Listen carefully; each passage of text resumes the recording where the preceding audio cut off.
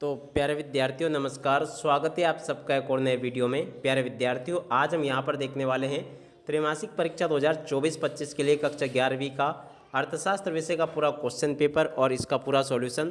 तो प्यारे विद्यार्थियों, आप सब लोगों से रिक्वेस्ट है कि आप लोग यहाँ से इस वीडियो को पूरा देख कर जाइएगा ताकि आपको पूरा का पूरा क्वेश्चन पेपर अच्छे प्रकार से समझ में आ सके। तो देखिएगा, इस प्रकार का पूरा आपका क्वेश्चन पेपर होगा। आपके पेपर के लिए आपको 3 घंटे का समय दिया जाएगा और पूर्णांक होने वाला आपके पेपर का 80 अंक होगा। तो यहाँ से आप सब लोग इस पेपर को पूरा का पूरा देख ले और अच्छे प्रकार से पूरा समझ भी ले। तो देखो, इस प्रकार का पूरा आपका क्वेश्चन पेपर होगा। अब इसमें पहला क्वेश्चन पढ़ते हैं, सही विकल्प का चयन कर लिखिए। अब देखो, सही विकल्पों का चयन करके आपको कैसे लिखना है। पहला क्वेश्चन देखिएगा, भारत में रेलवे की शुरुआत हुई। तो देखिएगा, आपको ये बताना है कि भारत में रेलवे की शुरुआत कब हुई थी। तो देखिएगा, इसका राइट आंसर आ जाएगा 1853। कब हुई थी? 1853 में भारत में रेलवे की शुरुआत हुई थी। अगला क्वेश्चन, आंकड़ों को पंक्तियों और स्तंभों के रूप में व्यवस्थित करने की प्रक्रिया को कहते हैं। तो देखिएगा, इसको क्या कहा जाता है? इसको कहते हैं सारणीबद्ध प्रस्तुतिकरण। इसका राइट आंसर किया जाएगा। अगला क्वेश्चन पढ़ते हैं, जब आंकड़ों को समय के आधार पर वर्गीकृत किया जाता है तो इसे कहते हैं। तो देखिएगा, इसको कहते हैं कालानुक्रमिक वर्गीकरण। उसके बाद में अगला क्वेश्चन पढ़ते हैं अपन, क्या लिखा है देख सकते हो। ये लिखा है, निम्न में से कौन सी गतिविधि सभी उत्पादन विधियों का आधार है। तो देखिएगा, इसका राइट आंसर आ जाएगा उपभोग। यहाँ से आप सब लोग इसको नोट कर लें। उसके बाद में अगला क्वेश्चन, प्रश्न नंबर 5, निम्नलिखित में से कौन आर्थिक गतिविधियों में लगा हुआ है।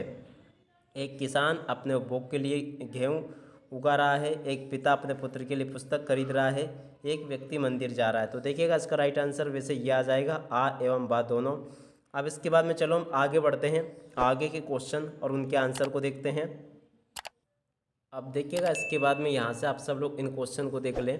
प्रश्न नंबर 2 में आपसे इस प्रकार से रिक्त स्थान पूर्ति पूछी जाएगी। रिक्त स्थान पूर्ति में पहला क्वेश्चन, महालनोबिस को भारतीय योजना के वास्तुकार के रूप में जाना जाता है। देखिएगा, इसमें आपको महालनोबिस लिख देना है। सेकंड नंबर का जो क्वेश्चन लिखा है, इसमें आपको ब्रिटिश शासन के दौरान कृषि में गतिहीनता का कारण है। तो देखिएगा, पिछड़ी कृषि इसकी गतिहीनता का कारण है। प्रश्न नंबर 3, वृत्त प्रस्तुतिकरण में आंकड़ों को ग्राफ की मदद से प्रस्तुत किया जाता है। तो देखिएगा, इसमें आपको भर लेना है, वृत्त आरेख में ऐसा किया जाता है। अगला क्वेश्चन, प्रश्न नंबर 4 को पढ़ते हैं, वर्गीकरण में आंकड़ों का वर्गीकरण उन विशिष्टताओं के आधार पर किया जाता है जो स्वाभाविक रूप से मात्रात्मक होते हैं। तो देखिएगा, यहाँ पर आपको क्या लिखना है, मात्रात्मक वर्गीकरण। ठीक है। अगला क्वेश्चन, जब शोधकर्ता NSSO द्वारा एकत्रित किए गए आंकड़ों का उपयोग करता है तब वे द्वितीयक आंकड़ों का उपयोग कर रहा है। काय का? द्वितीयक आंकड़ों का। उसके बाद में अगला क्वेश्चन पढ़ते हैं, रमेश एक बहुराष्ट्रीय कंपनी में मार्केटिंग एग्जीक्यूटिव के पद पर कार्यरत है, वे एक है। तो देखिएगा, वो क्या है? कर्मचारी है। उसके बाद में देखो, प्रश्न नंबर 3 में आपसे सत्य असत्य पूछे जाएंगे। सत्य असत्य में पहला क्वेश्चन देखते हैं, क्या लिखा है, पूंजीवादी एक ऐसी अर्थव्यवस्था है जिसमें निजी एवं सरकारी क्षेत्र एक साथ कार्य कर सकते हैं। तो देखो, ये भी आपका असत्य हो जाएगा।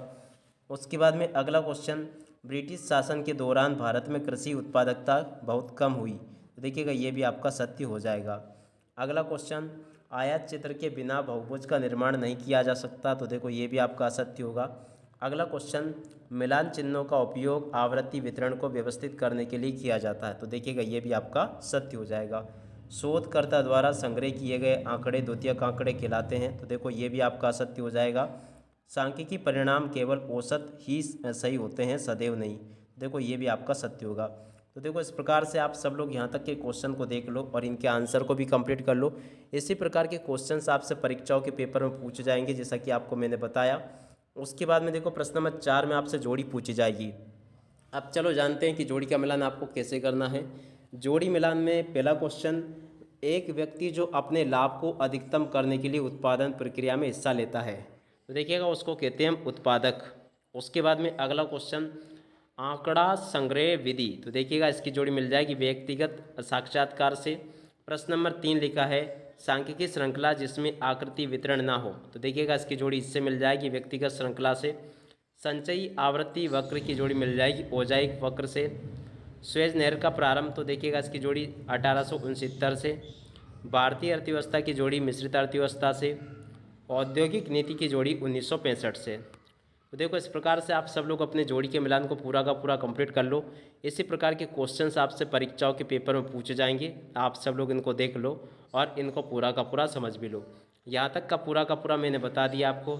और उसके बाद में देखो प्रश्न नंबर 5 में आपसे एक शब्द या फिर एक वाक्य में उत्तर पूछे गए हैं। तो आप सब लोग यहाँ से एक शब्द या फिर एक वाक्य में उत्तर को भी देख लो। पहला क्वेश्चन पूछा है सांख्यिकी का एक वचन में अर्थ है, तो देखिएगा इसका अर्थ सांख्यिकी विज्ञान से है। अगला क्वेश्चन पढ़ते हैं, दो ऐसी संस्था है जो विभिन्न आर्थिक एवं सामाजिक मुद्दों पर आंकड़ों का संग्रह, संसाधन एवं सारणीकरण करती है। देखिएगा उसका नाम है, एक का केंद्रीय सांख्यिकी संगठन और एक का नाम NSSO। और उसके बाद में अगला क्वेश्चन पढ़ते हैं, किसी एक चर का आवृत्ति वितरण कहलाता है, तो देखिएगा एक तालिका कहलाता है। अगला क्वेश्चन, एक ग्राफ जो समयावधि पर आधारित होता है, तो देखिएगा उसको समय ग्राफ कहते हैं। अगला क्वेश्चन, वे अर्थव्यवस्था जो अपने शासकों के हितों की पूर्ति करती है कहलाती है, तो देखिएगा साम्राज्यवादी अर्थव्यवस्था कहलाती है। उसके बाद में अगला क्वेश्चन पढ़ते हैं, यहाँ पर दिया गया है प्रश्न नंबर 6, भारत में योजनाओं का प्रारंभ हुआ, तो देखिएगा भारत में योजनाओं का प्रारंभ 1991 से हुआ। आप सब लोग इसको देख लें। और उसके बाद में देखिएगा प्रश्न नंबर 8 को देख लें, हरित क्रांति के पहले चरण में उत्पादन प्रमुखता इन फसलों तक ही सीमित था, तो देखिएगा उत्पादन गेहूं और चावल तक ही सीमित था। इसका राइट आंसर यह आ जाएगा। तो यहाँ तक के सभी क्वेश्चन और उनके आंसर मैं आपको बता चुका हूँ। आगे आपके पेपर में क्वेश्चन पूछे जाएंगे, जैसे कि आर्थिक समस्याओं के कारण आपको बताने हैं, और उसके बाद में प्राथमिक एवं द्वितीयक आंकड़ों में कोई 2 अंतर आपको बताने हैं। और उसके बाद के क्वेश्चन यहाँ से आप सब लोग देख लीजिएगा। ऐसे प्रकार के क्वेश्चंस होंगे जो कि आपके पेपर में परीक्षाओं में पूछे जाएंगे, आप सब लोग देख लें। यहाँ तक के सभी क्वेश्चंस मैंने बता दिए। और उसके बाद में देखिएगा यहाँ से आप सब लोग इनको देख लें। अंक गणितीय माध्य के गुण आपको लिखने हैं। उच्च उपज देने वाले बीज किस्म के बीजों क्या है, आर्थिक नियोजन क्या है, और उसके बाद में निजीकरण के उद्देश्य और 1990 के आर्थिक संकट के लिए उत्तरदायी 2 कारण आपको बताने हैं।